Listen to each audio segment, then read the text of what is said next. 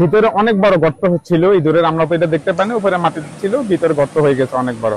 গর্ত হয়ে যাওয়া তাদের ঠেকানো সম্ভব হয় নাই। ওই রাত্রে 10টার মধ্যে পুরো রাস্তা ভেঙে পড়ে গেছে, ঘর সহকারে পুরো আমার ঘর, জিনিসপাতি তেমন কিছু বের করতে পারি নাই। তেমন কিছু বলতে গেলে শুধু শরীরের জামা কাপড়, ছেলে মেয়েকে নিয়ে শুধু বের করতে পারছি, আর কিছু বের করা সম্ভব হয় নাই। প্রত্যেক বছরে আমাদেরকে ভারতের পানিয়ে আসি, আমাদের পুকুরে মাছ, শাকসবজির বাগান, ঘর ইত্যাদি তলাই যায়।